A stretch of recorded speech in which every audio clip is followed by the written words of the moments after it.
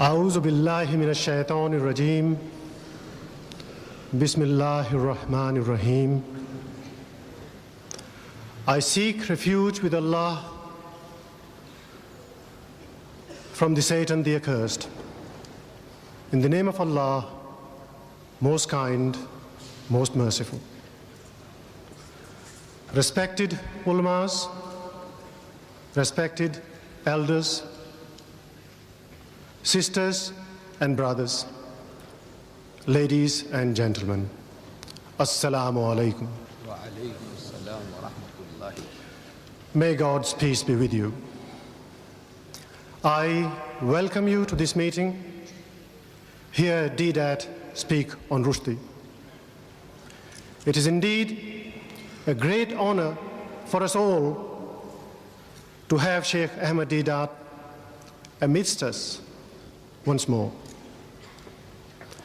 The internationally renowned Muslim scholar of the Christian Bible will share with us some of his experiences. He will tell us how in South Africa, with a Muslim population of less than 2%, they were about the first to succeed in having satanic verses banned, and how they were able to have Rushdie stopped from entering that country. We must bear in mind, sisters and brothers, that a British passport holder does not need a visa to enter that country. And South Africa is the country where apartheid is practiced. Ladies and gentlemen, it is also a privilege for me to introduce to you our chairman for today, Brother Sharif Malnik. Brother Malnik, alhamdulillah, embraced Islam some 10 years ago. He is a lawyer holding a Juris Doctor from the US. He is a successful international businessman and presently resides in London. Sisters and brothers, Mr. Sharif Malnik.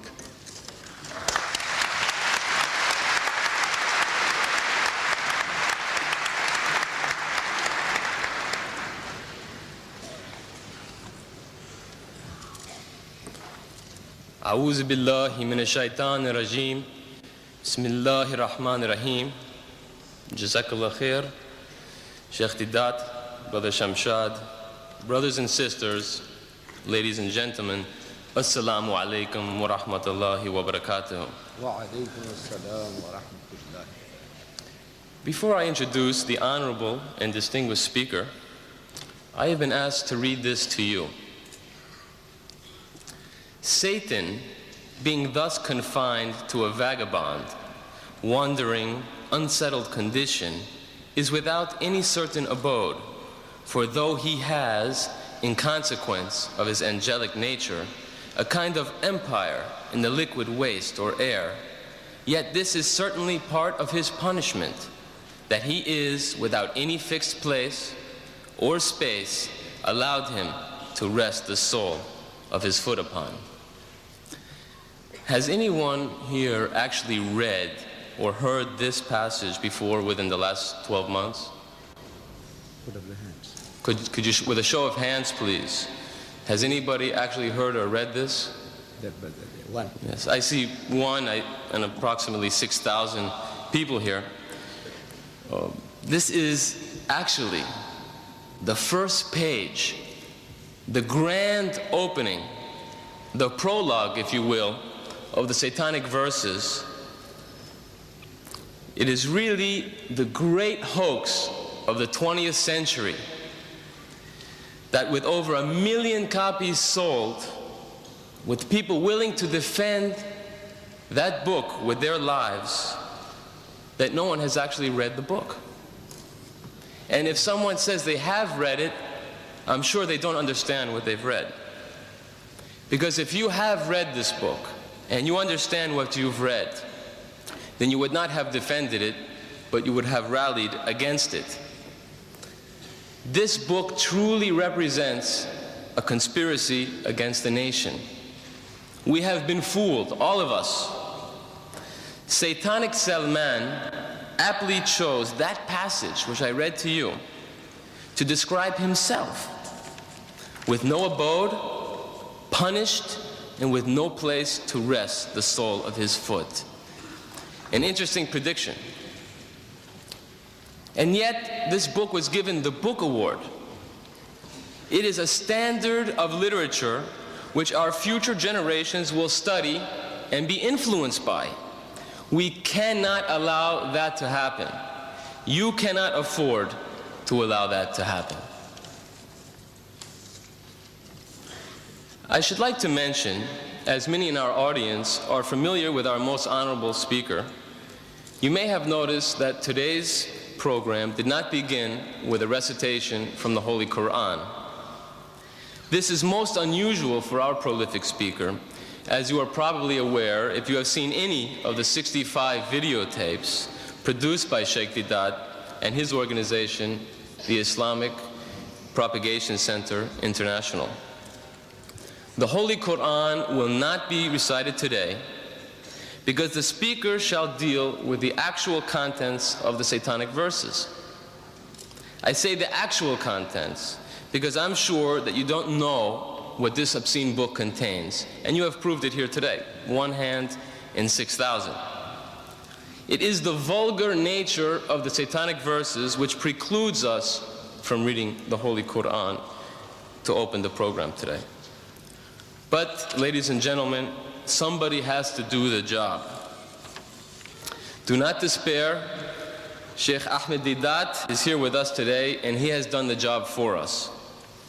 He is the first person to deal with the contents, the actual contents of the satanic verses, however distasteful this may be. He is not afraid to dirty his hands. For, in order to remove an impurity, one must necessarily dirty one's hands. Let us remember that it is Salman Rushdie and his defenders who have provoked and necessitated this response. I would like to warn the audience that passages from the satanic verses will be read aloud. These passages are offensive to every decent man and woman. Unfortunately, there is no other way to properly deal with this subject.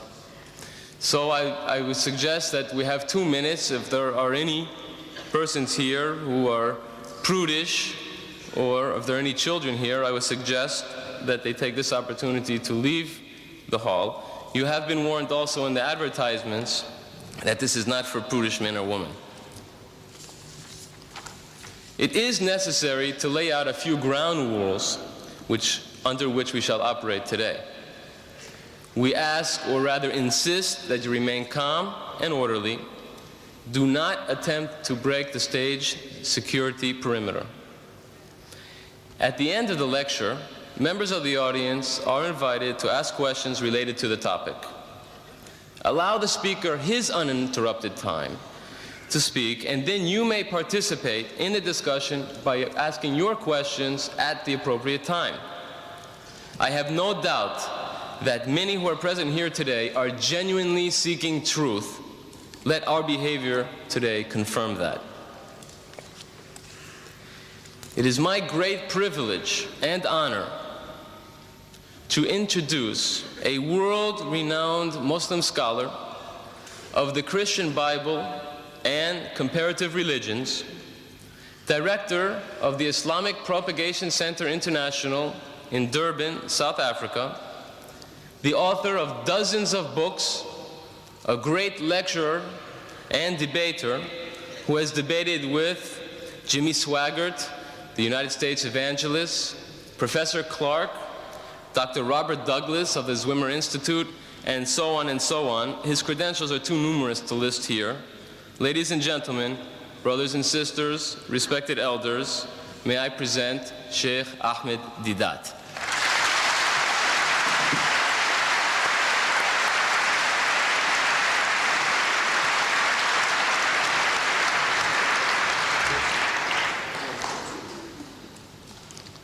أعوذ بالله من الشيطان الرجيم بسم الله الرحمن الرحيم وإن عاقبتم فعاقبوا بمثل ما عوقبتم به ولئن صبرتم لهو خير للصابرين صدق الله مولانا العظيم.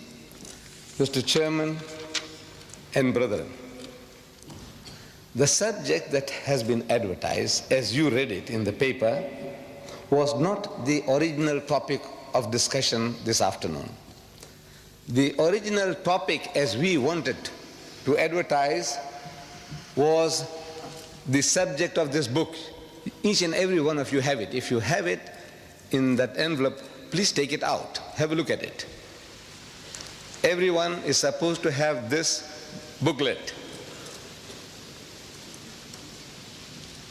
The cover, it says, How Salman Rushdie Fooled the West. That is how we wanted to advertise, in two colors, which we had planned.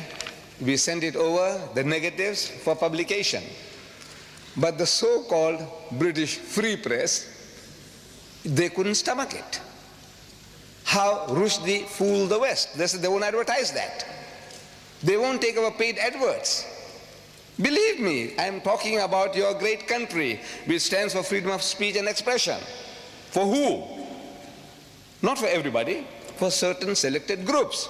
This innocent advertisement, how Rushdie fooled the West, they couldn't stomach that.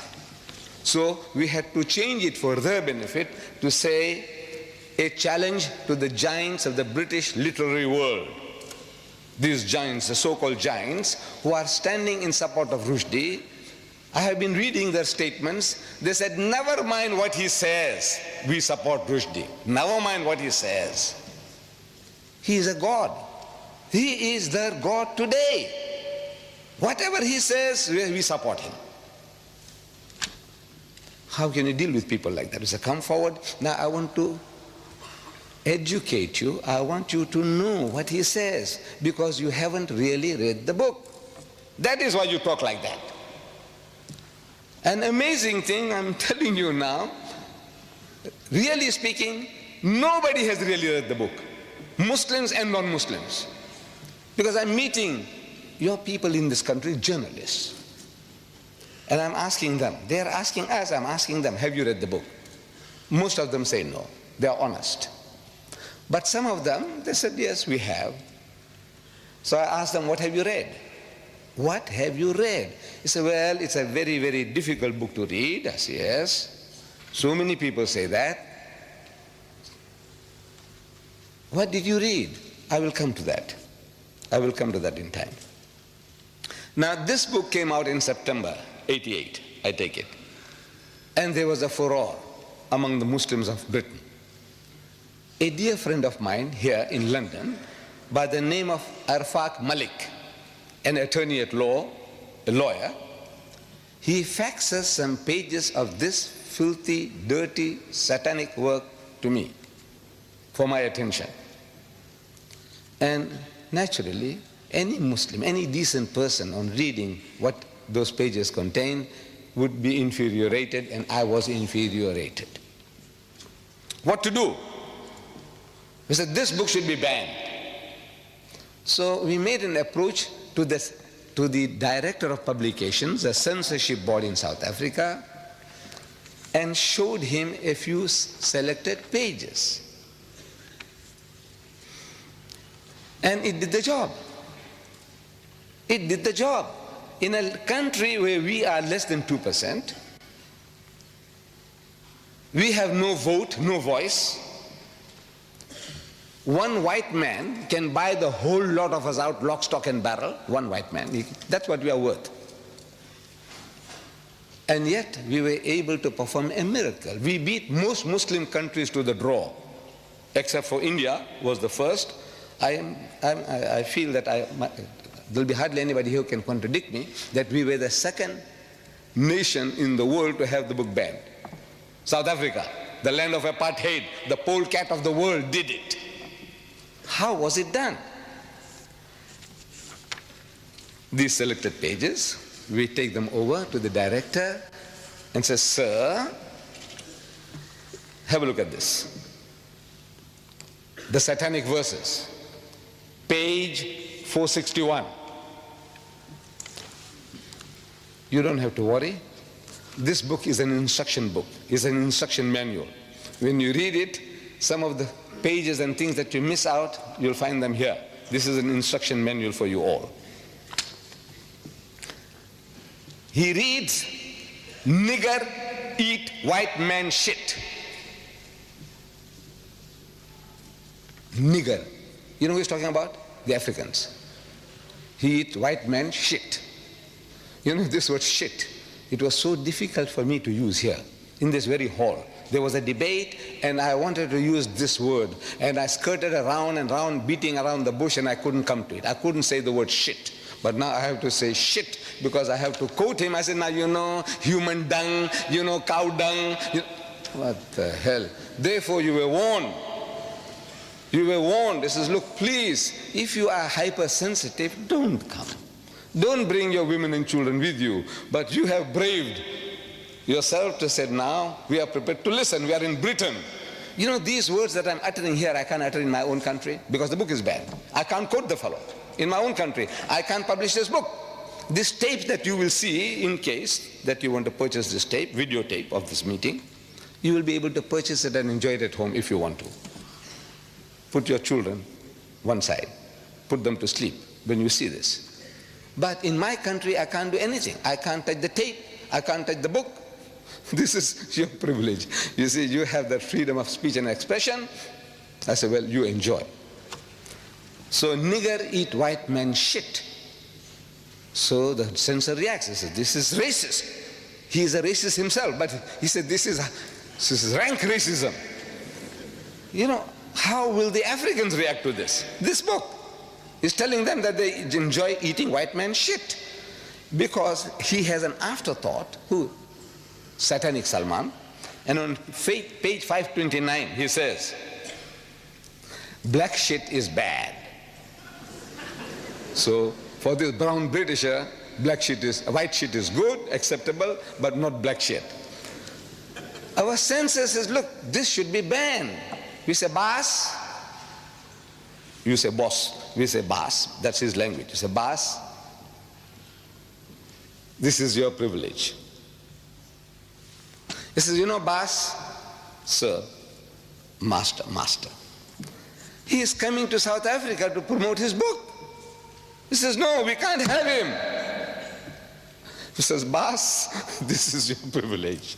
So the book is banned and he was banned from coming to South Africa.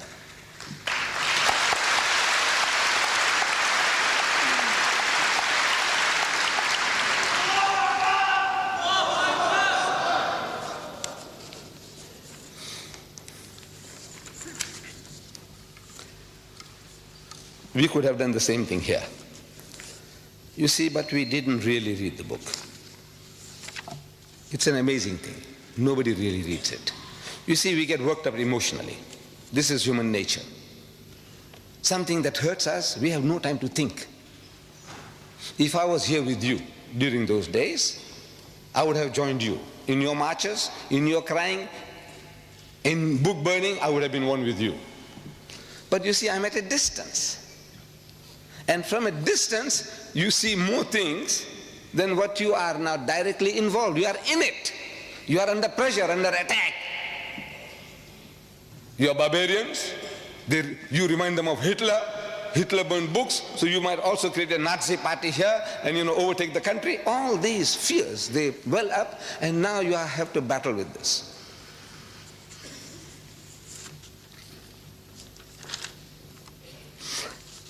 Now I am qualified to speak on this for a number of reasons. Number one, you see, I am an elder brother of yours.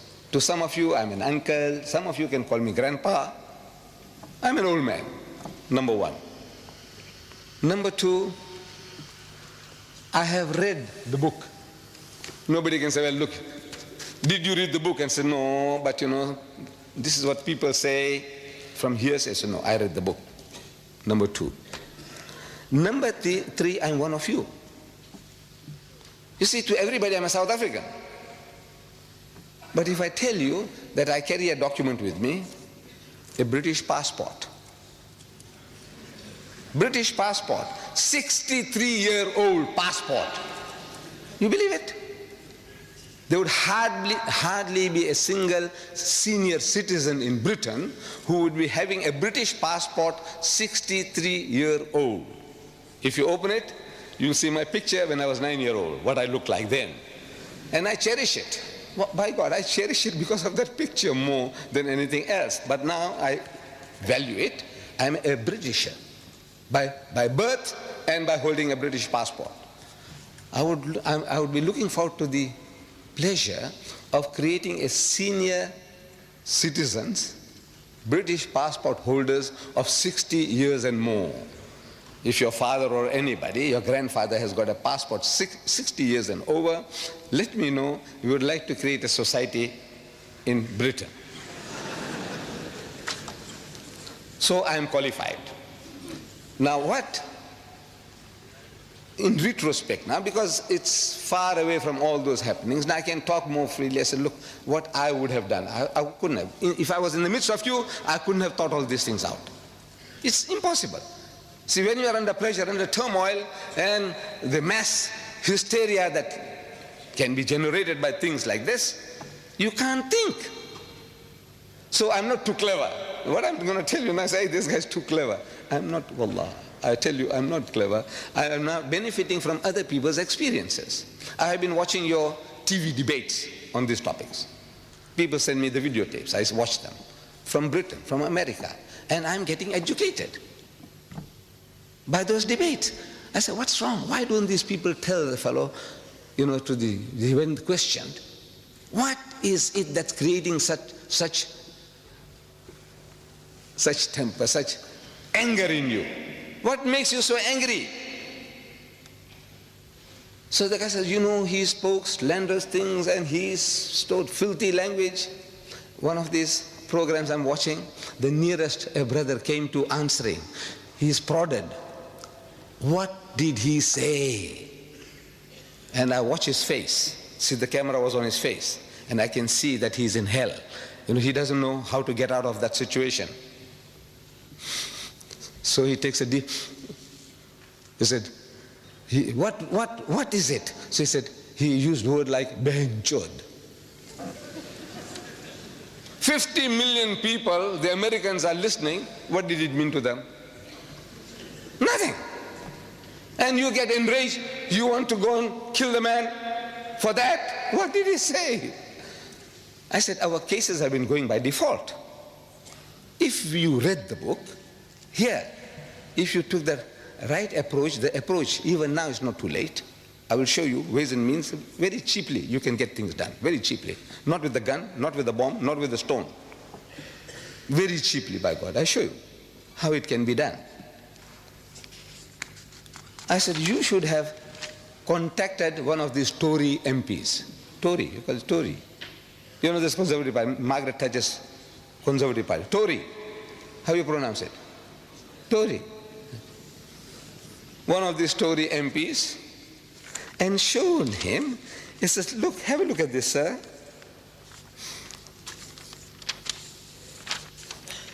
Our Iron Lady, our Prime Minister, this fellow Rushdie, show him the page, open the page, page 269.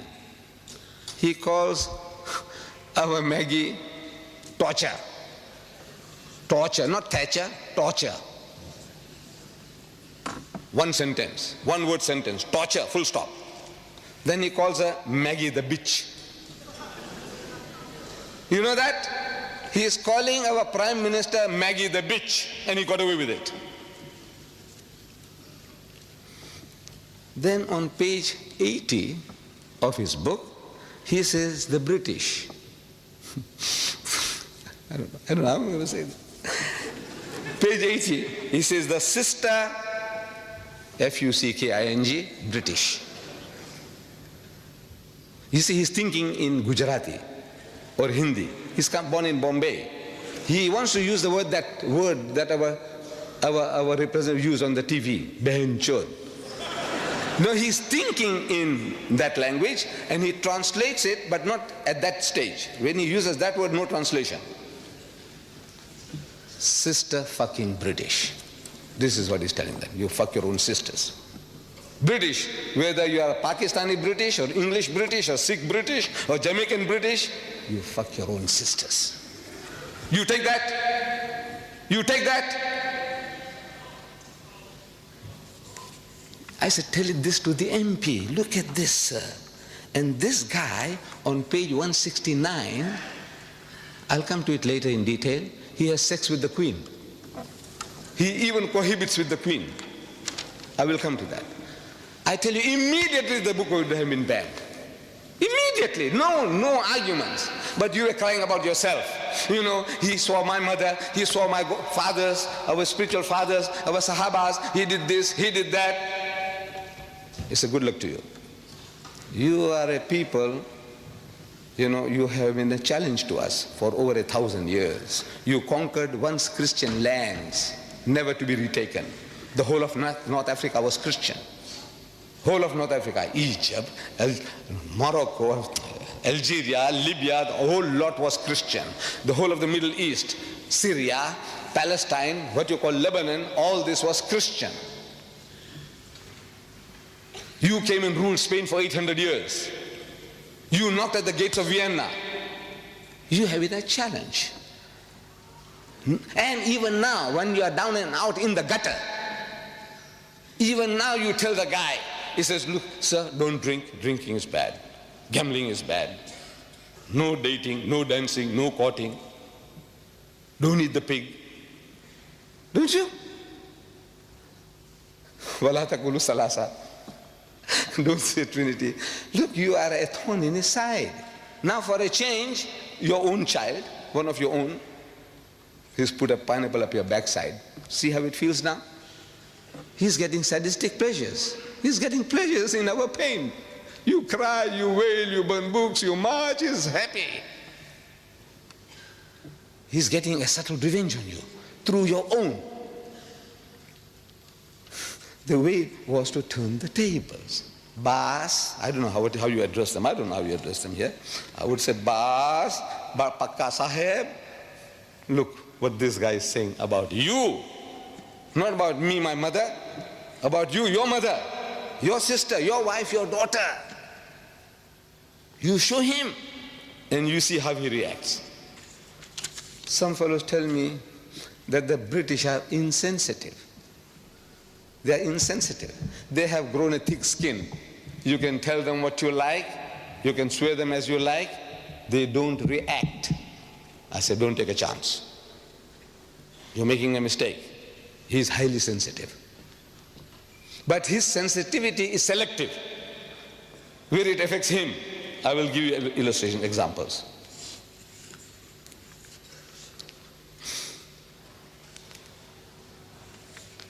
Right. So generally, they pose us the question, have you read the book?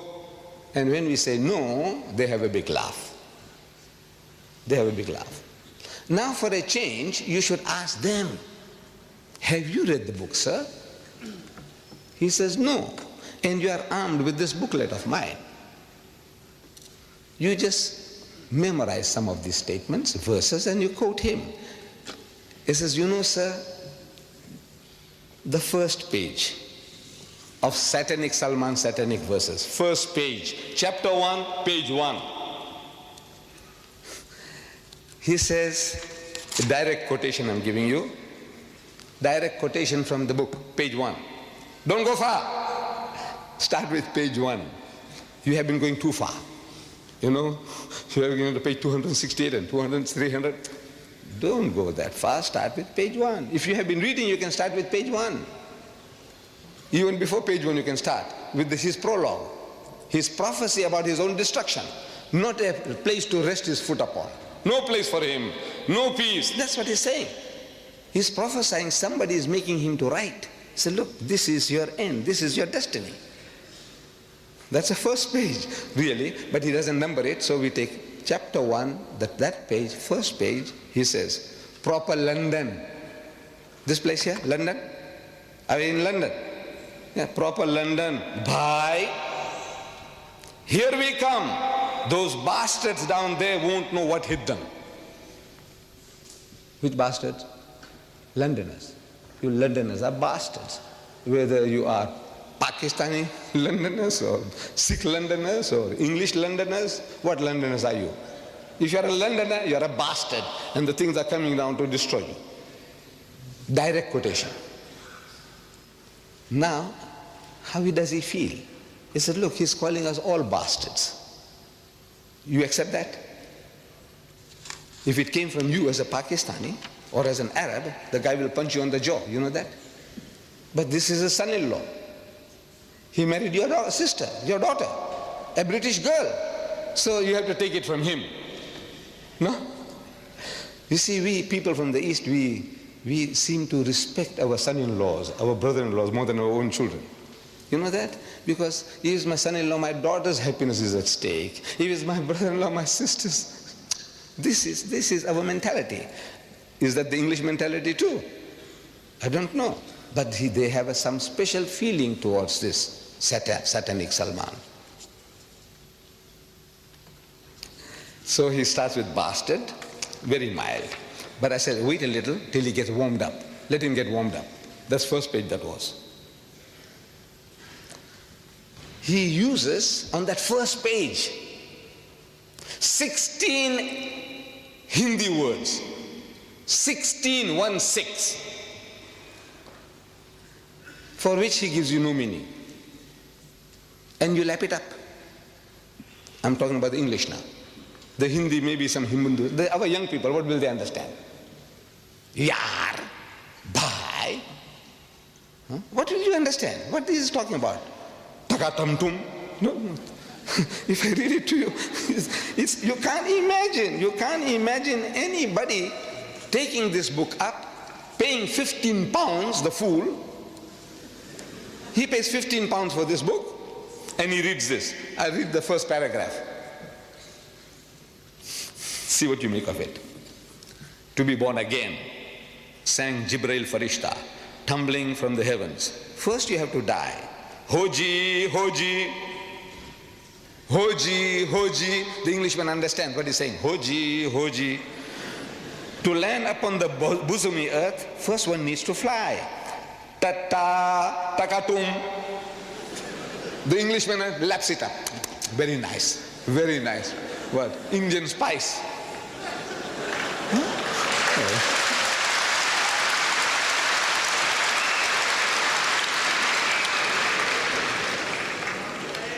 Still the paragraph is not finished. How to ever smile again?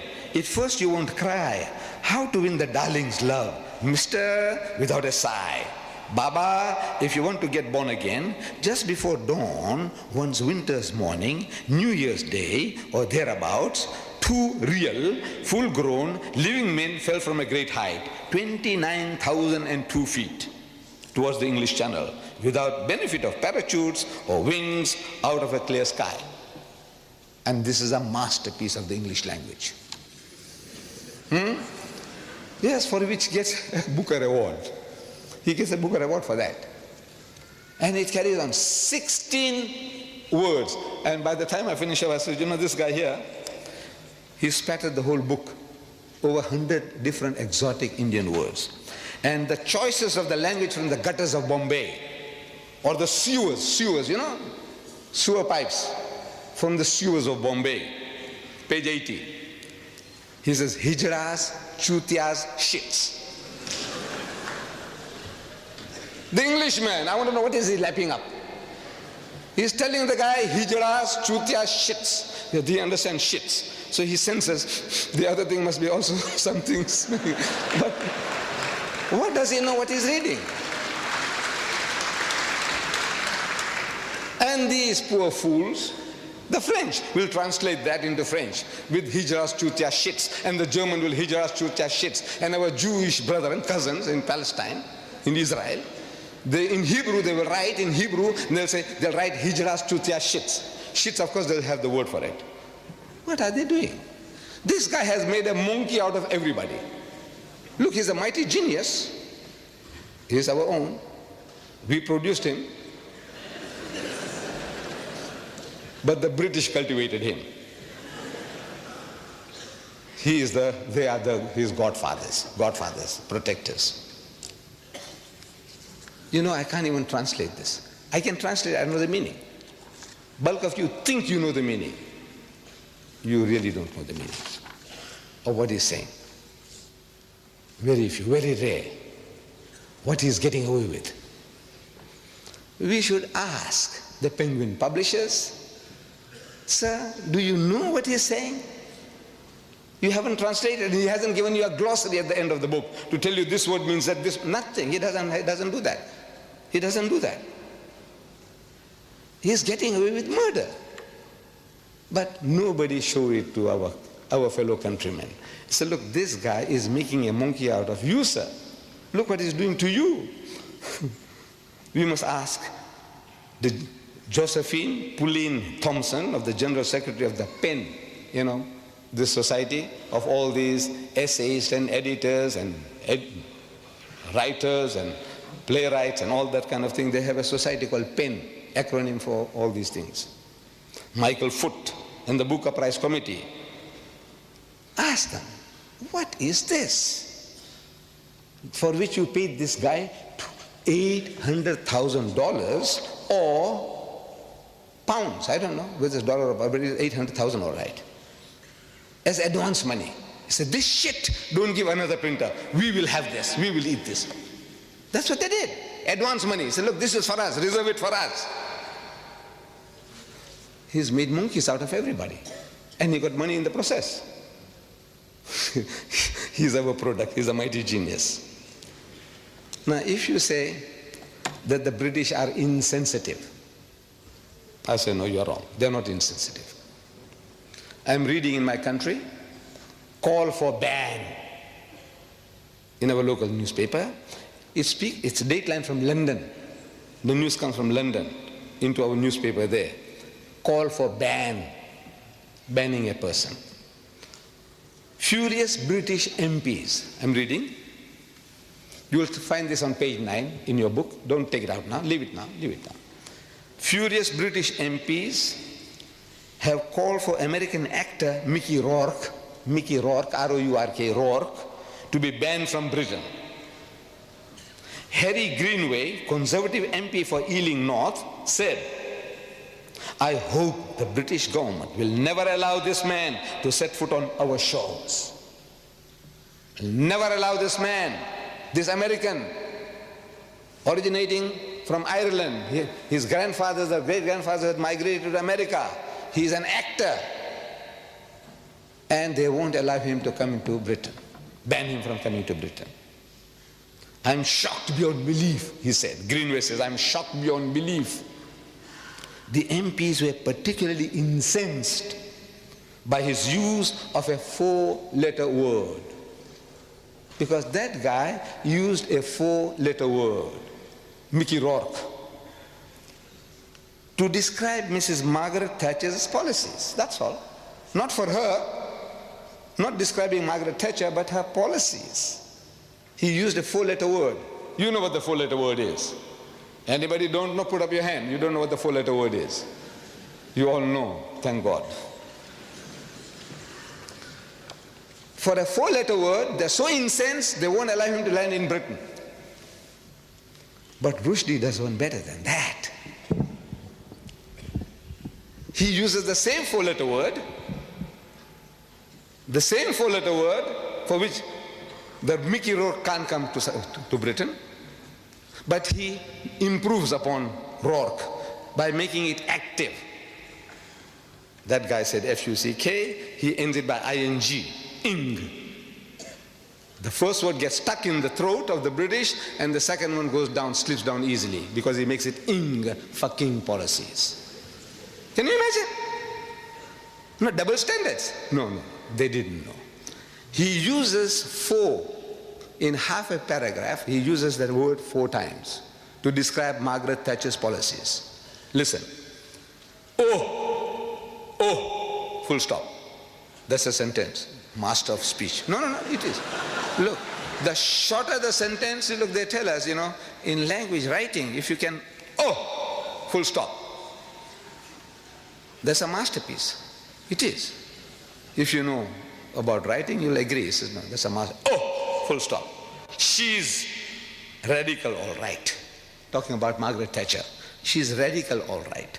What she can fucking achieve is literally ... I'm only quoting direct quotation. Direct quotation. I'm not going to add any words of my own. Because I told you in my book here, it's unexpurgated. I don't interfere, I don't improve, I don't try to add or delete or soften, nothing. These quotations are unexpurgated as they are in his book. You can check it up. And if you find that I'm pulling a fast one on you, every mistake you take out, £100 for you. He said, no, he didn't say that, 100 pounds at a time. Find out. Any typographical error will be accepted. But a misquotation, £100 for you, for every mistake you find. Check it up with his satanic verses. Is literally ... from fucking Surrey and Hampshire ... Nobody has ever tried to replace a whole fucking class before ... No, when I say ... it's there in the book ... 3 dots. ... This country, your Britain, that's stuffed full of fucking old corpses. Page 270. 4 fuckings in half a paragraph. And the British accept it. You know why? Because they don't know. You didn't educate them. You didn't show it to them. This is what I want you to do. This little booklet. Any guy who talks to you says, "Boss, sir, come and have a cup of tea with me. Look, sir, what does he say? How does he speak?" About us, about our people. And you say he's got the freedom of speech and expression, unlimited, absolute. Is it absolute? He can swear anybody's mother. He can swear you. Ask him, is it right? Ask him. Ask them. But they don't know. By God, they don't know. These authors, these so-called giants of British literature, they don't know. They haven't read the book. He uses that word 52 times in this book. 52 times. F-U-C-K-I-N-G. 52 times. Open page 11 now, that book of mine. Open page 11. Page 11. You must have the book with you. We made it that every seat that one would take will have a book there. Page 11. You have a look there. Every letter of the alphabet. 52 times he's used that filthy, dirty word. 52 times. One for each week of the year. He didn't miss that. One for every week if you take it up. Kalma padho uska. One for every week. 52 weeks in a year. One for every week. Starting with A, and the A. And the A, you see it there. Fucking A. Full stop. Page 245. And carries on. Allies. Americans. Argentina. And the B. Beatles. Bedpan. And the C. And the C. Class. And again. Creep. Clowns. Commandos. You got the pages there. Look, check it up. If one statement is false, £100 for you. You can mint money without costing you anything. Next page, page 12. You see under diff, and the F, and the D. What a thing, what a book. You want me to go through it? You want me to go through with this? Huh? And he wins a Booker Award. He gets $800,000 advance money for this. Literary masterpiece. No, you read it. What can I say? I'm forced to say it's fucked up the English language. The bastard.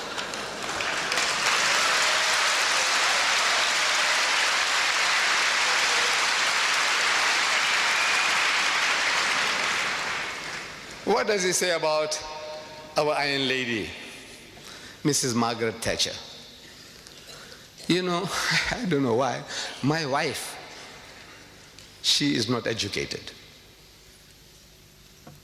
She is not educated. But she has a special liking for Mrs. Thatcher. When Mrs. Thatcher appears on the TV screen, all stations close, all stop, all work stops. She must listen to her. You know, maybe it's her militancy, her forcefulness, the clarity of her expressions. She is very clear. She loves Mrs. Thatcher. My daughter, she loves Mrs. Thatcher. They don't understand her policies. Look, you might want to question me. Please don't question me about her policy. I don't understand myself. But I also admire her. You know, the way she speaks, I like that lady. On page 269, he says, this torture, Maggie the bitch. Maggie the bitch. I'm asking, is that right? To call the leader of your nation a bitch. You call her torture? Maybe Mrs. Thatcher can take it. You know, she's so big, she's so great. What is the dogs barking? Let them bark. Call her a bitch? Maybe she can take that too. But I'm asking, the feelings of her dear son, Mark. You tell him that you are a son of a bitch. Because if mother is a bitch,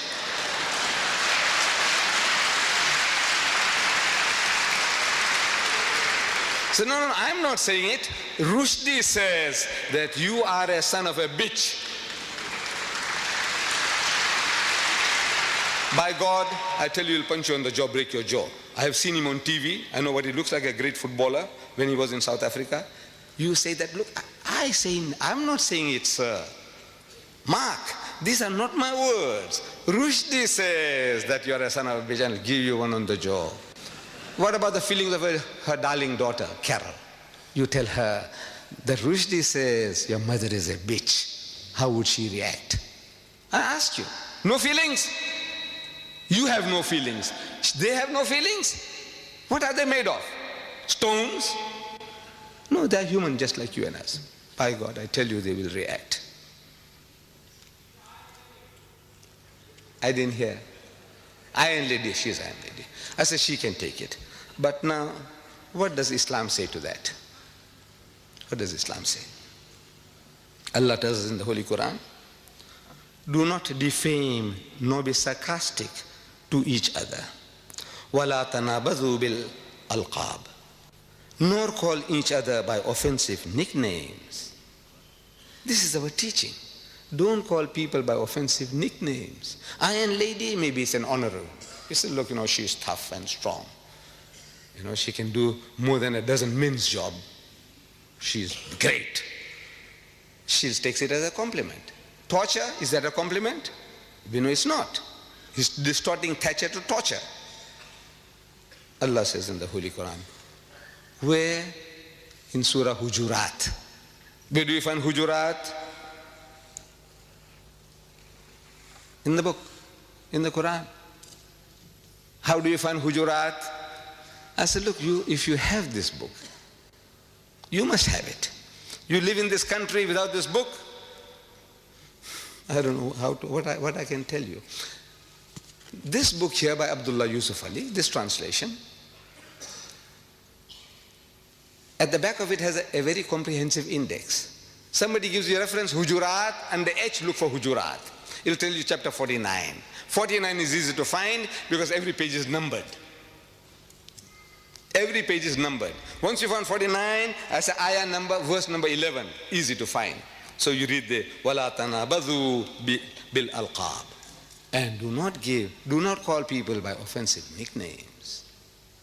Teaching you. Or another place under slander. Don't slander. Give you references. Don't backbite. Gives you references. What do you want to know? Anything you want to know, everything here is on your fingertips. And this is your privilege to have this for £5. Almost 2,000 pages for £5. There are fools who are paying £15 for 547 pages. This satanic Salmans, satanic verses, 547 pages, thick, these are thick pages, cheap paper. They are out to mint money. The cover is beautiful. The cover, as you see, is very beautiful. It is beautiful. You know, I mean, the coloring, the production is good. But it's only a piece of paper. This is hardcover, solid, gold written. This is paper, but however, it looks very nice.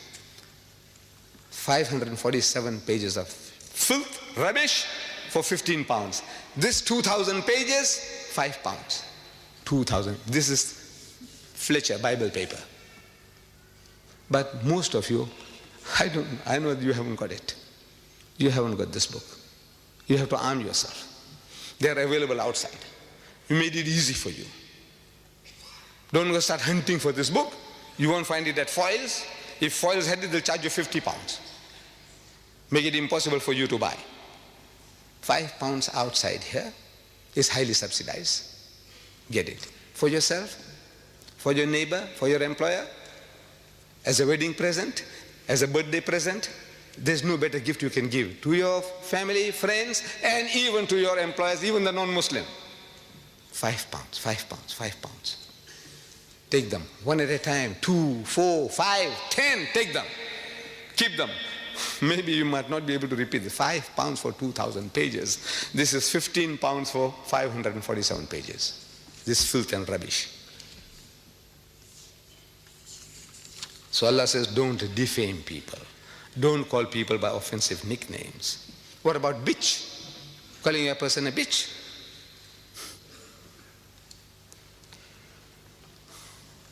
You besmirch the name of a fair lady in these terms, that she is a zania, bitch is a zania. Other words, softer words, they call them tat, they call them call girls, call them hookers, whore, harlot. This guy, he calls her a bitch. In the house of Islam, anybody making such an attack upon anybody's personality, he must produce 4 witnesses. So and so is a bitch, produce 4 witnesses, eyewitnesses. And after having given their evidence, if under cross-examination, if one of them fails, only one out of 4, one fails, everybody gets 80 lashes. Everybody gets 80 lashes each. If one guy fails in cross-examination, this is proof false, everybody gets 80 lashes. You call us barbaric. Tell him, this is barbaric. We want to protect your mothers, your sisters, your wives, and your daughters from any kind of besmirching of their character. And you call us barbaric. We are barbaric. You are civilized. Everybody's mother, sister, daughter, wife, you can call them bitches, whores, harlots. What else? Hookers, tats. What else? What is this? What have you come to? You civilized people, cultured people. 80 lashes each. He does not even leave our queen, Her Majesty, the defender of faith. She is the defender of faith. Our queen, my queen, as a British subject. My queen. He has sex with her. Listen to this spicy piece. We should read to the British. He said, look, this is what he says. He doesn't even spare our queen. Chamcha. I'm quoting, direct quotation. Chamcha, that's him. If you read the whole book, then you know he plays different roles. Like Dr. Jekyll and Mr. Hyde. He goes as Jibril Farishta, that's him. Chamcha is him. But in both cases, he's like Mr. Hyde. You saw Dr. Jekyll and Mr. Hyde, he's Hyde all the time. But he makes people to say words. Chamcha. He makes one of his characters say, Chamcha. He found himself dreaming of the queen, of making tender love to the monarch. She was the body of Britain. Who? The queen. She was the body of Britain, the avatar of the state. She is the avatar, the spirit of the state. And he had chosen her, joined with her. He joined with her. In holy matrimony? In what? He joined with her. She was his beloved, the moon of his delight. Page 169. What is he saying? he joined with her. You might find some of these clever Alex, who come along and say, look, man, you are exaggerating. You don't know what you're talking about. Join could mean in prayer. They'll all pray together. Hallelujah, hallelujah, hallelujah. I said, please, please, please. You see, every book is its own best commentary. Every book. You ask any Christian, he will tell you that the Bible is its own best commentary. I will say the Quran is its own best commentary. And by extension, the satanic verses is its own best commentary. The book itself, if it can reveal the secret to you, you don't have to look for it outside. The meaning, you don't look for it outside. Let's see how he uses his word joined in another place to tell you what he means. In case you misunderstood, you're so dense or such a pervert, you want to exonerate anything he says because he's your God. Whatever he says, you say, no, I support him. So if you want to support him, now listen now. He says, I'm quoting, direct quote, page 479. Wild donkeys, fucking wearily and dropping dead, still conjoined. Joined, conjoined. What did he say? What did he do to the queen? What did he do to our queen? You take it? You accept it? You are not inferior. You don't feel hurt? There's something wrong with you. If you live in a country, you must be loyal to that country. Otherwise, get out. If a country is worth living in, it is worth dying for. Otherwise, get out. You have to be loyal to your rulers. This guy here, what he does to our queen, and you don't feel enraged. There's something wrong with you. There's something wrong with the British. Tell him so. There's something wrong with you, boss. I think what has happened to you? Cry with him. Cry for him. Cry. Make him to cry. Cry with him. Don't cry about yourself. Cry for him. What this guy has done to him, his benefactor, his godfathers and his godmothers, what he's doing to them.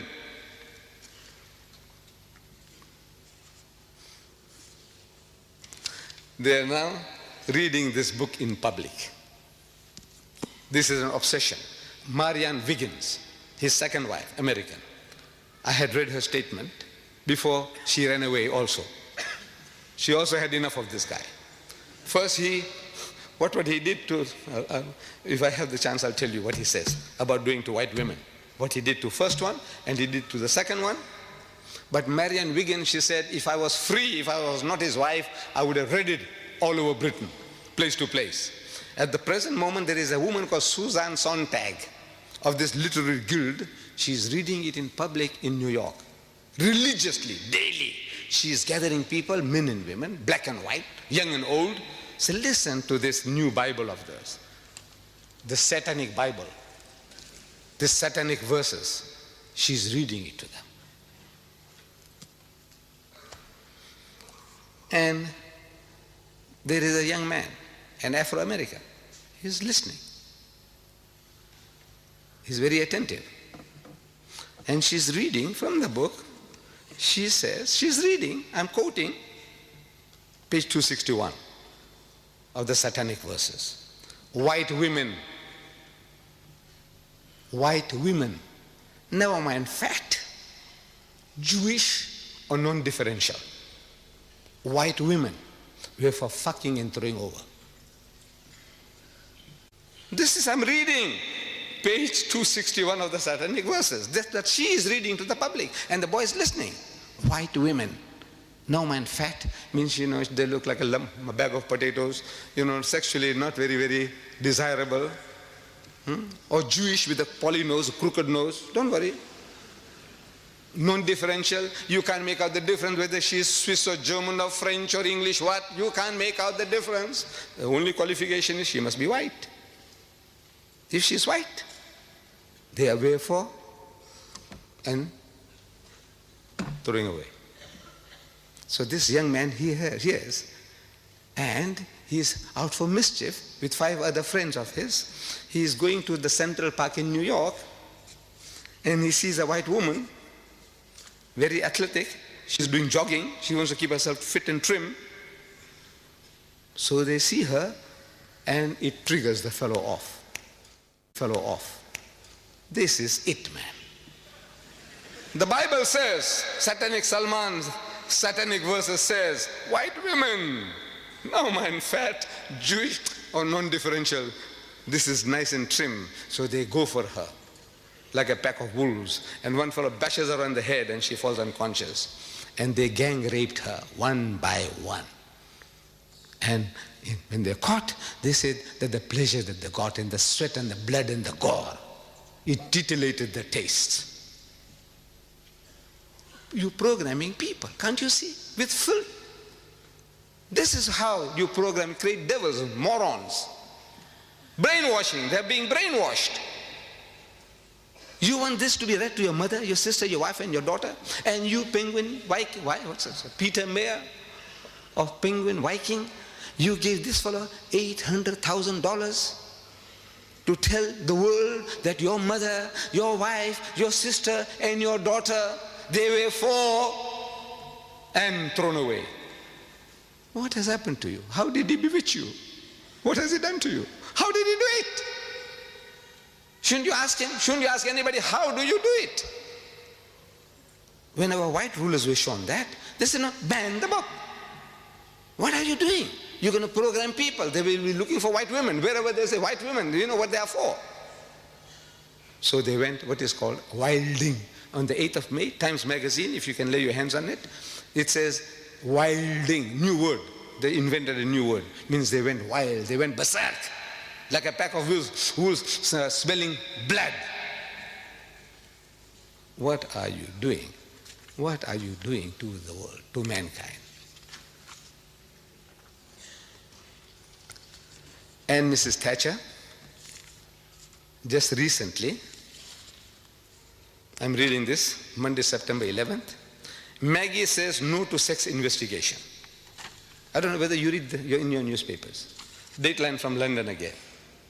She says no to sex investigation in Britain. There is a society or a body, it says Mrs. Thatcher has said no to plan for the biggest ever investigation into the sexual habits of Britons. They want to know the preferences of the British men and women in sex. This is no, Maggie says no, you shall not do that. I admire her for that. By God, I admire her. She's Muslim. She's Muslim-like. Maybe she's reading the Quran.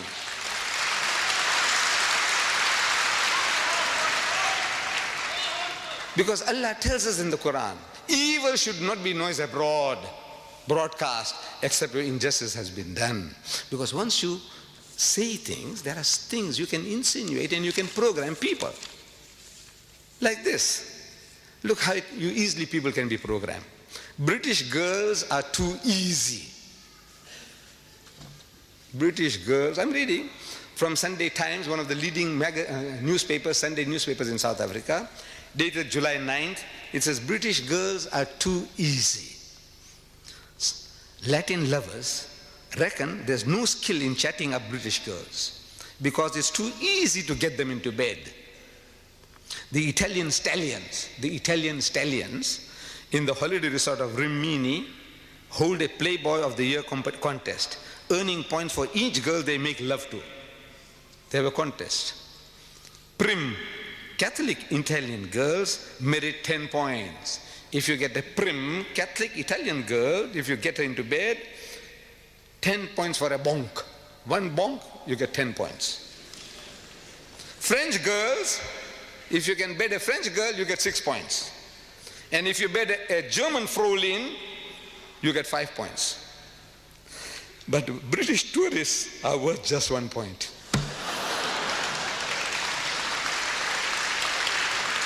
What are you doing?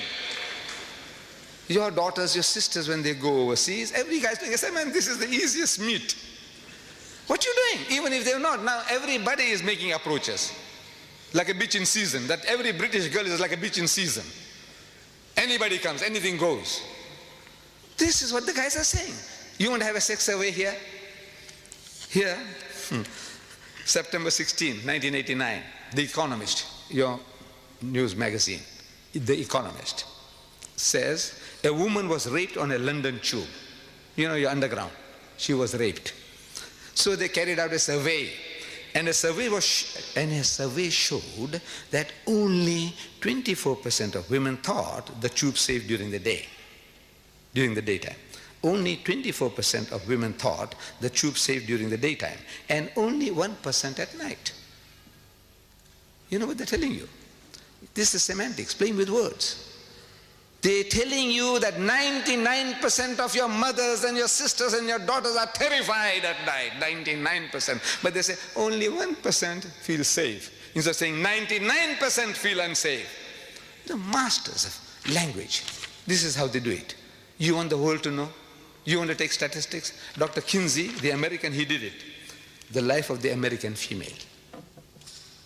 The Life of the American Female by Dr. Kinsey. I read it. But I will not allow my wife to read. Fortunately, she can't. But I will not definitely allow my daughter to read. Why? Because by reading that stuff, it's going to pollute their minds. It'll give them filthy, dirty ideas which they could never have imagined. I can't give you details because it might create the same problems. I will not share it with you, what I read.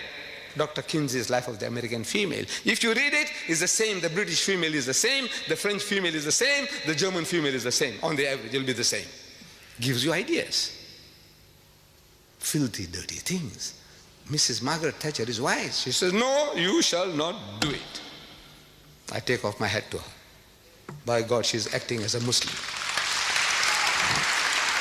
This is Islam. These things you don't do. And even what they call, this is royal gossip that even British rags won't publish. Look, they have certain standards. You know, rags, British rags, these rotten papers, filthy, dirty newspaper, they talk about all the filth and the dirt, pornographic thing. And bigger headline, not even Britain's notorious gutter press. You have a gutter press here? Even notorious gutter press dares to print the story Yanks have read, the Americans have been reading. What? Mum's the word about Zara's dad. Mum's the word, keep quiet. Don't utter anything about who is the father of Zara. Who is Zara? She is the daughter of Princess Anne. Now they're insinuating that she is the bastard child of Peter Cross, who was her bodyguard. 8 years ago, he committed adultery with her, and he got this child, which was given out to the world as the child of Peter Phillips. But she was not. She is a bastard child by Peter Cross. The picture is given. The princess is there. The princess is there. And the dashing detective is there behind the princess. What are you doing? What are you insinuating? You are destroying the life of a child. Can't you see? One child. You are insinuating that she is a bastard child. She is a bastard child. At school now, 8-year-old girl, wherever she goes, if she is cross or angry about something, he says, I know why you are cross. Zara, I know why you're cross. Because you are the daughter of Peter Cross. Can you see? Look at her. Look at the picture. Maybe she was sullen or in a moody, this thing. Here, they give you a picture where she's sullen, she's moody. He said, you see, she's cross because she's the child of Peter Cross. And this starts where it started in Britain. One of your leading newspaper men here, the doyen of British newspapers of the Daily Mail, columnist, Nigel Dempster. He goes to America and he makes these insinuations. He says Mr. Dempster was offering his expert opinion on the recently announced separation of Annie from her Mark Phillips, her husband, the undisputed father of Annie's son, Peter, age 11. Undisputed. He's got it blood tested. Can you imagine? He says now he's undisputed. How do you know he's undisputed? But now he's undisputed. He's giving the guarantee that the 11-year-old boy is undisputed his father's son. Asked by an interviewer to explain the breakup of the marriage, Mr. Dempster said, the problems dated back to the birth of Zara and cited long-standing allegations of an affair at that time between Annie and a dashing detective, Peter Cross, who was then her bodyguard. The newspaper says it's an old trick. Get the story published over here, means in America, first, and then you can write about it at home in England. You say, the Americans say, I'm not saying anything. The American newspaper said that Zara is the bastard child of Peter Cross. Can you do that? In the house of Islam, can you get away with that? By God. But this we want to protect, we want to help you, we want to teach you, but you can't teach, you can't help if you don't know the book yourself. We don't know our own book. We don't know the games that they're playing to be warned. Once you know, you can deal with the matter better. So, we are told, Allah tells in the Quran, Ya ayyuhallazina amanu, say, oh you who believe, ajtanibu kathiran min adh-dhann, say avoid of much of suspicion as possible. Inna ba'da dhanni ithmun, because in most cases suspicion is a sin. Wala tajassasu, and do not spy upon one another. Wala yaghtab ba'dukum ba'da, and do not backbite or slander one another. Ayuhibbu ahadukum an ya'kula lahma akhihi maytan, is there a single one of you? Is there one of you who's prepared to eat the meat of his dead brother? That's what you are doing. The person is not there to defend himself or herself. You are eating your dead brother's meat or your dead sister's meat. Allah is asking, is there one of you who's prepared to do that? Eat his dead brother's meat. Even cannibals don't do that. They love your meat, love my meat, but not his brother, and carry on dead meat at that. فَكَرِهْتُمُوهُ, says stop. Nay, they will abhor it. Unko karahat hogi, karahat. They wouldn't like it. Wattaqullah, say fear Allah. Stop it. Inna Allah wa tawwabur rahim. Even now, Allah is of forgiving, most merciful. Jo ho gaya to ho gaya. What has happened in the past has happened. Stop it. No more. This is barbaric. This is barbaric teaching. These are satanic verses. The Habib says these are satanic verses. This is satanic. Is this satanic? Or you are satanic? Who is satanic? What is satanic? No, the trouble is also with us. We have let the Quran down. We don't know our own book. This ayah, how many of us have read? How many of us are trying to live by it? Very few. You know why? We are not programmed with it. To be programmed, you read, and you become aware and implement it in your life. This was from Surah Hujurat, again, chapter 49, ayah number 12. Don't spy, don't snoop, no snooping, no slander.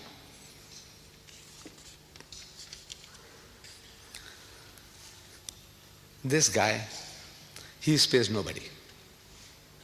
He spares nobody. There's some type of sickness. I think there's a special word for it. A man who hates everybody, anybody, everybody. Even himself. If you read, he hates even himself. There's something sickness. He is a case for a psychiatrist. But he is an evil genius for writing. And there are conspiracies at work. Conspiracies, people are conspiring for this. They want this to be done. They want this guy to do. They gave him advance money beforehand. So come on, man, write this book. It's a grand idea that now you can slaughter the Muslims with filth. I said he spares nobody. Even my Hindu cousins. My ancestors were Hindus. I come from Bombay, India. My ancestors were Gujarati Hindus. I'm thanking Rajiv Gandhi. We all Muslims, we must thank Rajiv Gandhi for banning the book. But I'm telling him in my little booklet, I says, Rajiv, you have done yourself a great favor. I will not attribute motives to him. Oh, he wants to curry favor with the Muslim voters. No, don't do that. If a man has done a good deed, acknowledge it. Rajiv, I thank you for what you have done. Thank you very much.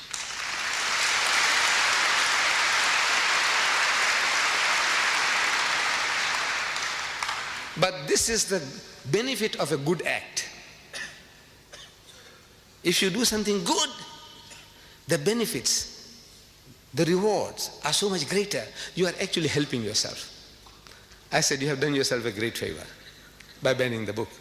Because in that book, maybe he didn't know, maybe the Hindus don't know, that he hasn't spared the gods of the Hindus. He hasn't spared the gods. On page 539, he says, a direct quote I'm giving you now. Here was a lecherous drunken Rama. the God of the Hindus. Rama is the 7th incarnation of God, according to Hindu philosophy. Krishna is the 8th incarnation of God. Buddha, the 9th incarnation of God. Rama, here he calls him lecherous, obsessed with sex, drunken, alcoholic. Rama, and a flighty Sita, his wife, worshipped by millions of Hindus as a goddess. She is a flighty woman. Flighty doesn't mean flying away from sexual approaches. Flighty means one who is easily excited, easily aroused sexually, like a bitch in season, randy. This is what he's saying, flighty. Go and look up your dictionary at home. Flighty. Flighty doesn't mean flying away, flying into illicit sex. And while Ravana, the demon king, was depicted as an upright and honest man. The devil is an upright and honest man. The gods of the Hindus, he is a lecherous debaucher and drunkard. And his wife is a whore, harlot. That's what he's implying.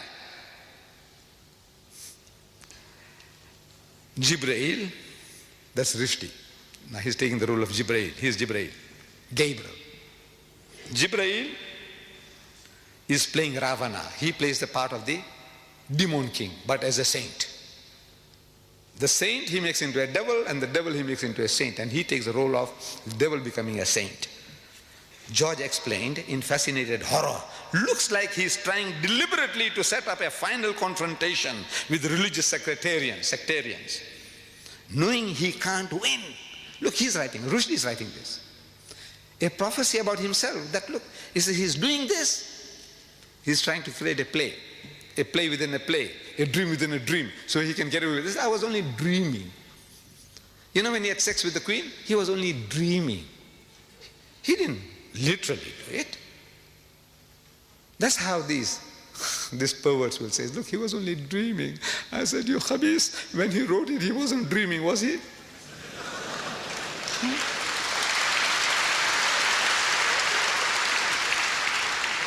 So it's a dream within a dream. So he said, look, it was a dream. This guy dreamed and that other one dreamed, other dreams. He says, a final confrontation with the sectarians, knowing he can't win, that hell he'll be broken to bits. Page 539, that he will be broken to bits.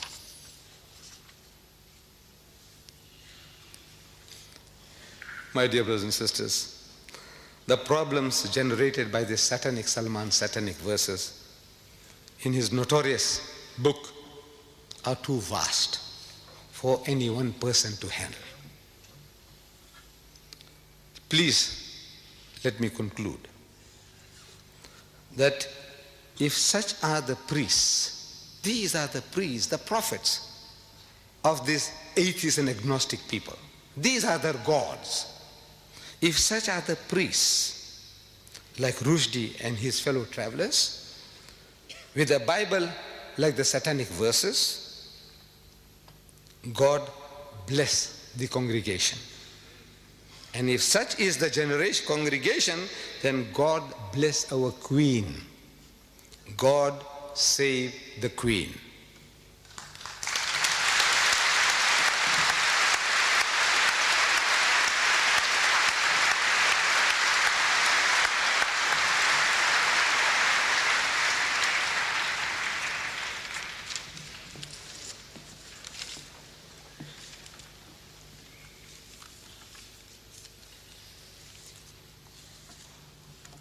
Assalamu alaikum wa rahmatullahi wa barakatuh.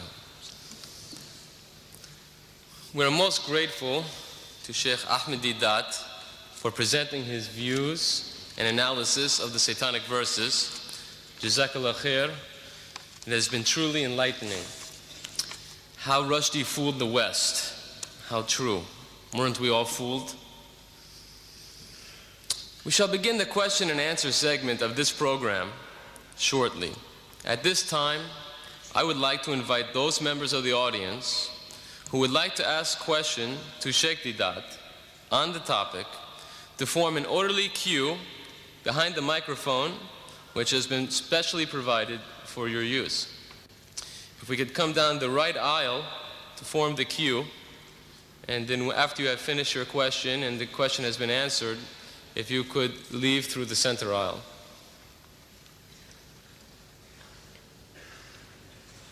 Identify themselves. They can identify themselves. While you are forming the queue, it is essential that the following guidelines be strictly adhered to, so I would like to fill you in.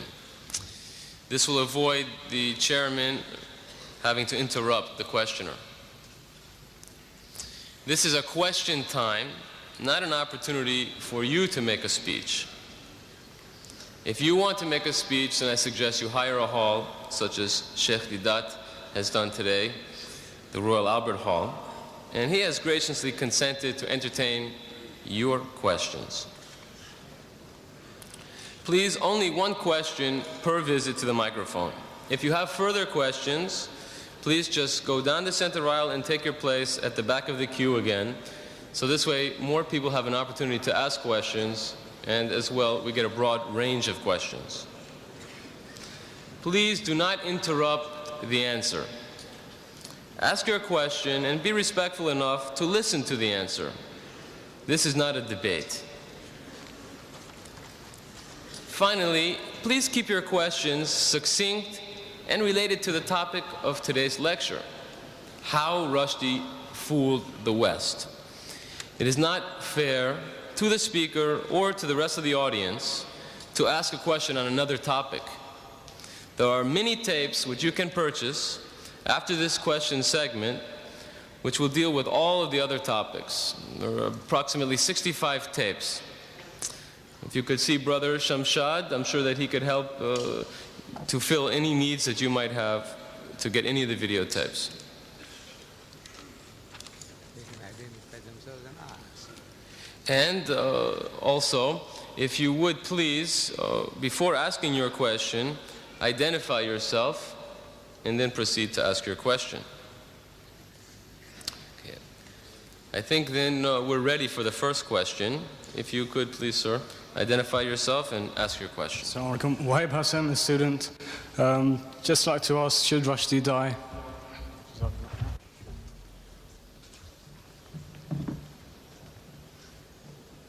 My son, are you British? Are you British? Huh? Yes.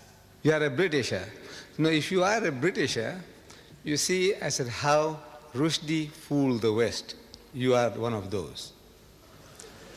And if he did to your queen, if he did to your ruler, Mrs. Thatcher, what Rushdie did, I want to know from you, what would you do?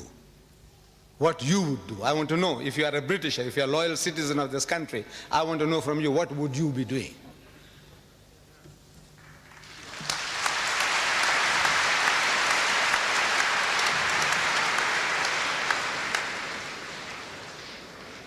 Incidentally, the topic of should Rushdie die really is a separate topic, and there is a video cassette. It's Should Rushdie Die, the Islamic Verdict, which also is available outside. The next questioner, please.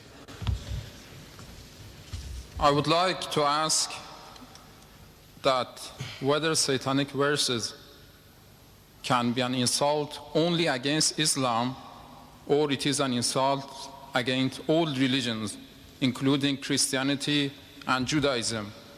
And if yes, is it not a good idea to ask the leading figures among Christians and Jews to express their views, whether they agree with the content of this book or not?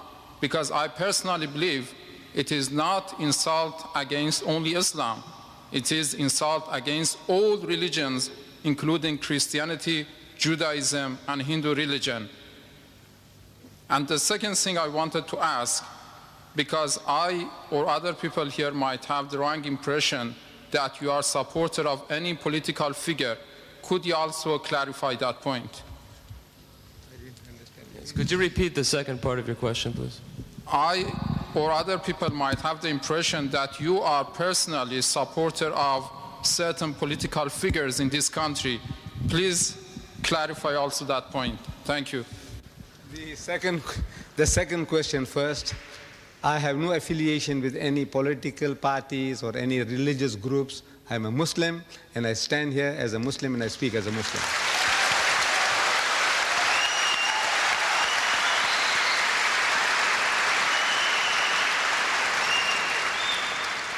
With regards to the first question, you see, when I said how he took the West, more specifically tonight, the British, for a ride. Now the British, you can't say the British are only Christians. My Muslim brothers say they are British. The Jews in this country say they are British. The atheists say they are British. So I said, look, everybody is involved. You don't have to carry any religious label, affiliation, to specifically address you. He says, now look, you as a Jew, you know, you are being attacked. You as a Christian are being attacked. I said the whole of humanity, or the whites in general, and we Muslims in particular, everybody is attacked. So we don't have to start separating. I said, now where is your stand?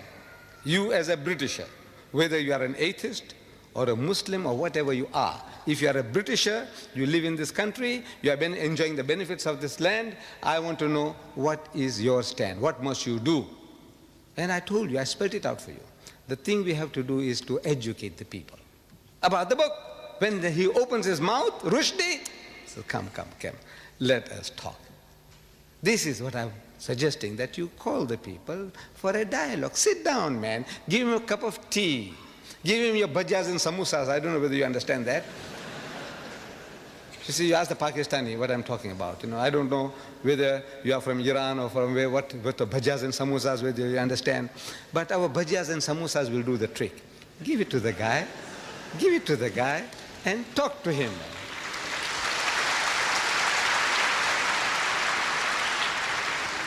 Inshallah, the job will be done. I 100% agree with what you say, and I think it's a very good idea that in rational debate it's pointed out that this book is insult against all the religion, not only Islam. The whole of humanity, the whole of humanity. Good. We have the next questioner, please. Would you identify yourself, please? Assalamu alaikum. My name is Khalil. I am British. We say Rushdie, how he fooled the West. But so far, Mr. Deedat mentioned he's a genius. To me, my judgment after what I've heard from you, he's an idiot. But countries that back him, he has been insulting to so many religions, Hindu, Christian, white, and so on. Now, for them to back the book, what would you call those people who support him to let the books go on? Me, as a Muslim, I say he should be banned from writing. Because No. he has caused... The thing is now, you educate the people in power.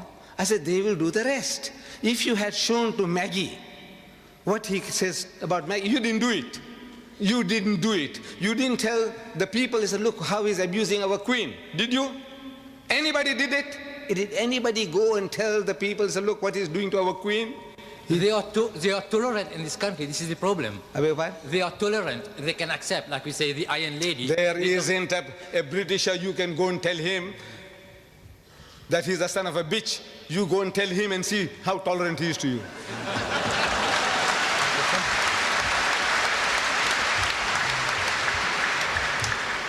Would you identify yourself, please, and ask your question?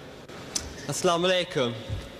Ladies and gentlemen, brothers and sisters, Sheikh Deedat. Like all Muslims, I'm incensed by what Rushdie has written, and I feel I must protest. According to what you said during your marvellous lecture to the Quran, we cannot nickname people or mimic, is that right? Then how would I feel when I read your book on the first line refer to Satanic Salman and the picture with the horns and the hat? Is that against Quran or not? Could you please clarify that point with me? Thank you. Thank you. Well, let me say, look what he did to me. See, if I swore you, anybody will justify you swearing back. Am I right? Am I right? Yes. If I swore you, you swear me. You swear me, I swear you. And people will say, well, you know, you just can't help. That guy did it to me. What he did to me, my natural reaction, I'm not perfect, by God, by far from perfect. I'm Could we have quiet, please? Excuse me, you had your chance. If you would like to ask a question, please go to the back of the queue. Would you please be quiet? You had your chance. You asked 3 questions. Now, why don't you line up? Why are you sitting there like a dead duck, you know? Why don't you line up there? You get your turn. You. Line up. Take your turn. Then we know who you are, what you're talking about. See, shouting from there. Now he's discussing strategy. How? Look, my son. I am like anybody else, like you, like anybody else. I am no saint. And I am not perfect. I am telling you, this is what Islam teaches. I, you, everybody, you must try to the best of your ability to live by it. Let's say to a degree, I have fallen short of that requirement. I have done it. I have done it. Good man. Thank you. The next questioner, please. Identify yourself. Assalamu alaikum. My name is Omar. I'm a Muslim. I need no other identification except the title that Allah in His infinite wisdom, power, and grace has given to me, and that is that I'm a Muslim. I heard much of what you said and I agreed, and I heard much of what you said and I was hurt and disagreed. I was pained for the children that were here and the language. Of course, we live in a world where language such as that is often used. But what pained me the most was when I heard, if I can quote you, and please allow for my inaccuracies. Sometimes I am often mistaken. If you live in a country, you should be willing to die for it. Well, there are many countries in which I'm willing to live, but there's certainly only one cause for which I'm willing to die.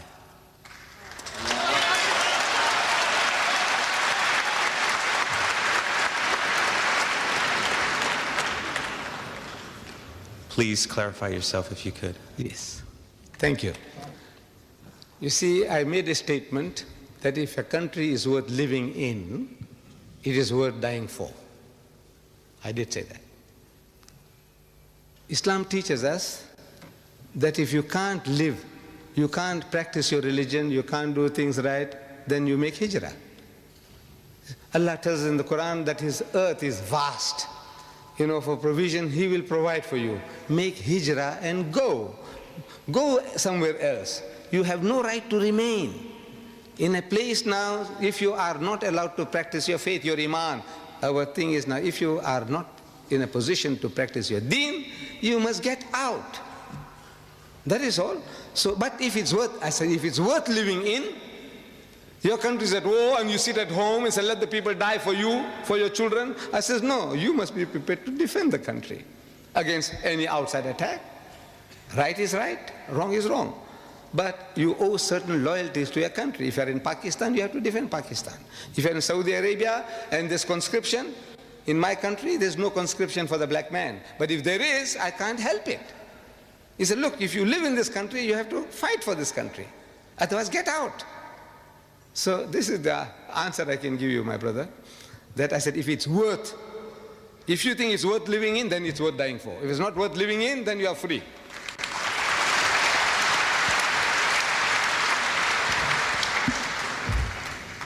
Assalamu alaikum. Brother Sheikh, in bracket Professor Didat, in your opening speech earlier, you mentioned the course you took in South Africa relating to this satanic Salman. I think I am in full support of what you did, and I am very pleased with the success you got. But will people, say in predominantly Muslim countries, and also Muslims living in this country, follow the same course? Viewing that the book was written here, published here, which means all those actors, the Queen, the head of state, and other leaders who were accused or abused, have read the book, presumably, or some others have read it and translated it to them. They knew it, and yet they allowed it to be published. So if they didn't object to it, we as Muslims living in this country, though I'm not British, but I'm living here, should we not protest to defend our own religion, our own faith, our own belief? May I know what you think about the action of our brothers and sisters in Bradford, who really brought us to light to defend our cause? Thank you. I think you missed the point when I said that if I was here with you when this turmoil was taking place, I would have joined you. In your marches, in your crying, in your book burning, I would have been one with you. Did I say that, if you remember? I said that. I would have been one with you. But now I said I have an advantage. I was far away, and it's taken some time for me to see things. In other words, now I can formulate ideas, which you in the midst of turmoil, sitting on a hot stove, you can't do. It's not your fault. I'm not blaming anybody that, look, why couldn't you do this? I said, look, the reason is you were in turmoil. You are on the run. Like Jesus Christ. You see it in the Bible. The man is on the move. Every time he opens his mouth, people want to stone him. So he's on the move. It's a different circumstances from another man who is at peace and rest and he's able to deliver a message. So I have that advantage and experience from other people's mistakes. I'm benefiting. I said, look, this man here on the program was questioned. Have you read the book? And our heroes, almost all, they said no. So I said, no, I mustn't fall foul of that. Suppose I go to Britain and I offered 50,000 pounds to BBC TV. BBC TV, I offered them 50,000 pounds to give me 5 minutes on prime time to give them the best of Rushdie. I said, you want to read in public? You had the blasphemous banquet? Give me only 5 minutes and I give you 50,000 pounds. Give me 5 minutes to read to you the best of Rushdie. No reply.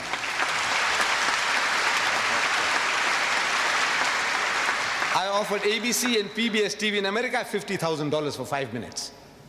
Give me 5 minutes. Why I'm able to do that is I'm benefiting from my other brothers' mistakes. They made certain mistakes. I said, no, I won't do that. You know, I might just share this with you. I think Sheikh Sadi Rahmatullah alayh, one of our great philosopher poets, he was asked, he says, where did you learn all these good manners from? Your good manners. You know, you're such a perfect man that we see, you know, well behaved. Where did you learn them from? So he said, I learned them from the unmannerly. So how can you learn manners from the unmannerly? He says, no, you see, everything I see in the other man that I feel is not right, I won't do it. So this thing you did like that, I won't do that. That mistake you did, no, I won't do that. So I learned my good manners from the unmannerly. What do you? So I was only benefiting from other people's mistakes. That is all. Thank you very much. You are great. Next questioner, please. Could you identify yourself, please? Assalamu alaikum. I have no question, but a request. A request only to Dr. Didat, what he's doing in this world, to be translated, one share with our research, and invite everybody to come in Speaker Corner. Nikal kar khankaon se, Dr. Iqbal says, Maulana Lolabi Kashmiris, in Kashmir is translated in Urdu. Nikal kar khankaon se. Sir, could you ask your question? Ada kar rasme shabiri, ke fakre khankai hai fakar andu wo dilgiri. Aap sab ka kaam hai, nikal jaye garon se. बारकों को, मस्जिदों को, जहां कोई एक सफेद मिलता है, उसको रुश्ती की शैतानियत से आगाह करें. Please translate in English.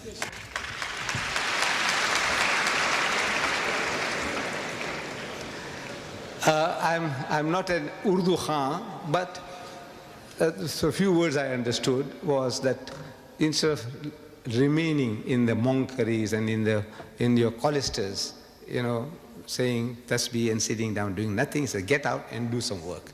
That is what is. In essence, that's your message. Assalamu alaikum rahmatullahi wa barakatuh. Brothers and sisters, Sheikh Ahmed. It's all right us saying, right, to stop Salman Rushdie for what he's done to the brothers and sisters. But don't you think he's done the damage already to us?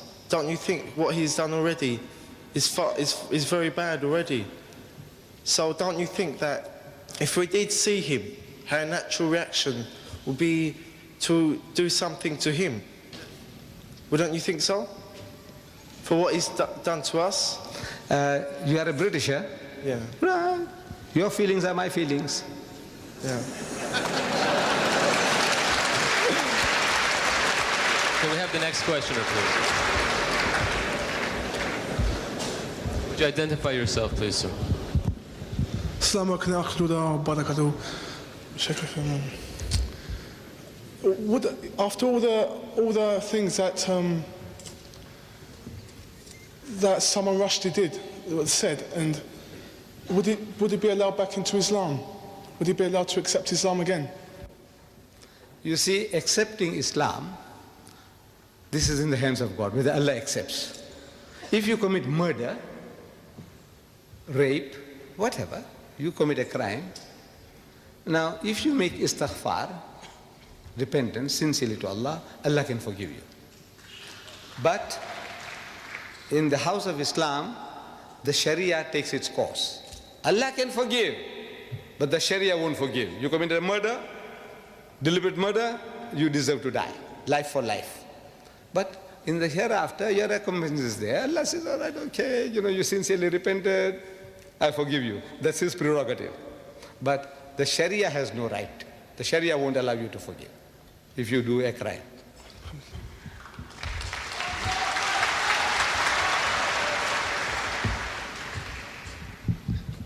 Assalamu alaikum wa rahmatullah. My name is Sayyida Kirmani, and I'm a British Muslim. And this question is to you, Brother Deedat. You mentioned in your course of speech the Islamic punishment for adulterers and slanderers, but you haven't mentioned the punishment which says in the Quran for the blasphemy that Rushdie committed. And as a Muslim, and as far as my knowledge goes of the Quran, your approach to Rushdie affair is in contradiction of Holy Quran. My second question is... Now that was a statement. My second question is... That was not a question, that was a statement you made. Do you agree with this? What? Do you agree with my statement? What statement did you make? What did you say? In Quran, the punishment for blasphemy against the Prophet of Allah is quite different. It's either by death or by stoning or cutting arms and legs. And that's what it says in Quran. Yes. Right, I'll answer you, my sister. We were dealing with the subject, how Rushdie fooled the West. Now, this thing I was telling you is so vast that this one person or one time you can't deal with everything. I have dealt with this problem. Now, this will be the third tape. Third tape on the same problem. Should Rushdie die? The Islamic verdict. Should he? There's the question. But now you have to get the tape. Can you tell us? Because we're all here. This is another lecture. You want me to deliver another lecture? No, just say No, wait. We started here at 2:30. It's 4:30 now. This will take another 2 hours.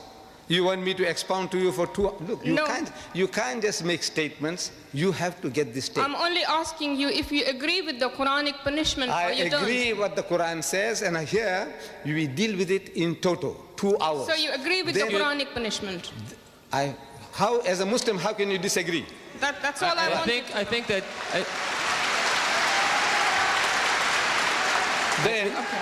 Then further, again, should Rushdie die? Yes. The Judeo-Christian verdict. That's a different subject. Now, at that subject, you said, look, what about Islam? I said, look, when I was talking about Islam, you said, what about... I said, look, wait a minute. You see, there are people who can make 100 different statements in 15 minutes. Unfortunately, I can't do that. You see, if I touch something, I have to explain to you the whole situation. So, the Islamic verdict, the Judeo-Christian verdict, and now you will see in the future how he fooled the West. And now each and every one is separate, independent, but is doing a certain job. I think that excuse me, sister, I think that Sheikh Deedat has been very patient in answering a question that is not related to the topic. And brothers and sisters, ladies and gentlemen, I would like to ask you to please remain and contain your questions to the topic. It is unfair to ask a question on another topic which will require perhaps a couple hours of explanation. Could we have the next question, please? Assalamu alaikum. My name is Tabassum Ahmed, and I'm a Muslim Pakistani. I want to ask you, is the fatwa passed by Ayatollah Khomeini, is that justified from an Islamic point of view? I don't think you understand Without English, my child. Look, we have been talking about how Rushdie fooled the West. Where does Khomeini fit in? The topic. Look, if you came with the understanding, I don't know whether you understood, a challenge to the giants of the British literary world, can you stomach the best of Rushdie? There was no Khomeini, no Quran, nothing. We're not bringing the Quran says this, the Hadith says this, nothing. We are talking about how he fooled the West. And what you can do now is to educate the British what he has done to them. Let them do the job. And they will do it for you. Could we have the next questioner, please? Assalamu alaikum wa rahmatullahi. Would you identify yourself, please? My name is Haj, and I would like to ask a question to Sheikh Ahmed Deedat. He says that Rushdie has blasphemed all the humankind, all human beings. And even if he didn't spare the queen, we know, as he says in his book, he has used some words for our Prophet sallallahu alaihi wasallam. And we know that this Prophet is even greater than the queen, or whoever that is greater than the queen. The Prophet is greater than you. I would like to know, Mr. Ahmed Deedat, as a Muslim, because something good went on and some books have been banned. I would like to know, as a Muslim, our point of view, what should we carry on actually to do? Because many questions, the real question that is to be asked is whether Salman Rushdie is a Muslim or he's not a Muslim. I don't think you're reading the newspapers. Look, Salman Rushdie, he says he is not a religious man. He doesn't follow any religion. That's his verdict. He is out of the pale of Islam on his own confession. Well, now what do you want to go and ask him now? What will we ask him? He says he doesn't believe. Finish. It's over. That's what he says. He's a murtad. He's an unbeliever. So you can't treat him as a believer. What else proof you want from him now? I don't know. The whole world knows that he says he's not a religious man. He's not a Muslim. He says so. He was born in the house of Islam. You and I can be. But it's possible that you become a murtad. You become a Christian, you become a Buddhist, you become an atheist, and you still have a Muslim name given by your fathers. So that's his case. So where do we go from here now? Thank you very much. Assalam. Ready for the next question, please? Assalamu alaikum. My name is Musa from Nigeria on a visit. I wanted to ask a question which has earlier on been asked. But I have an observation to do as regards the general behavior of the audience. I don't know whether that one will be accepted here. Observation. Do you have a question related to the topic, today's topic? I have a question which has already been asked and answered. But I have an observation to do as regards the general behavior of the audience. Yes, I think that we made that quite clear in the guidelines, that we don't have time for observations, and I'm sure it's an interesting one, but Sheikh Deedat has rented the hall and has given his lecture, and now is a question period. So if you have a question related to the topic, please ask it. If not, you'll have to keep your observation for another time. Okay, it's just an observation. She's not going to but thank you. It's accepted, thank you. We're ready for the next question, please. Assalamu alaikum. My name is Muslim Jafar Kaku. Can I first of all thank you on everybody's behalf for presenting such a different way to what Satanic Verses is actually saying.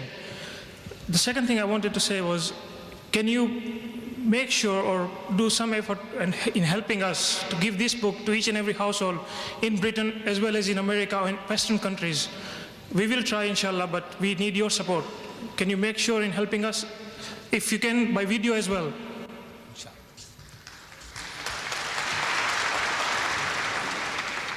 We are publishing 100,000 in Britain for free distribution, and another 100,000 in America for free distribution. I would like to see 1 million copies here and 1 million copies there. But now I'm appealing to you that don't kill the goose that lays the golden egg. You see, don't kill us. What you do is, how much does this book cost each? Roughly 15 pence? Right. This costs 15 pence. Buy 10. Buy 100 at 15 pence each, so you don't kill us. And you give them out on your behalf. You know, this is what you ought to do.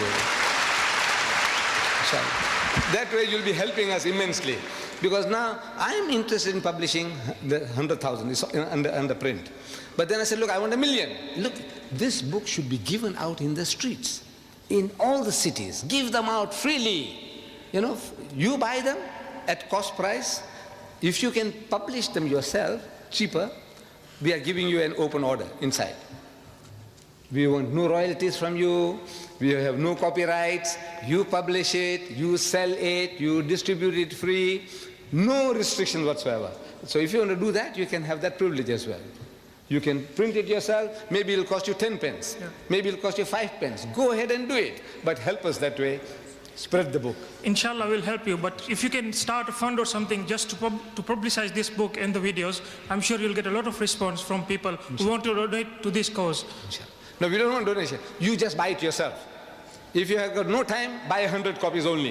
Okay. For how many? 15 pounds. Thanks very much. Or something like that. Thank you.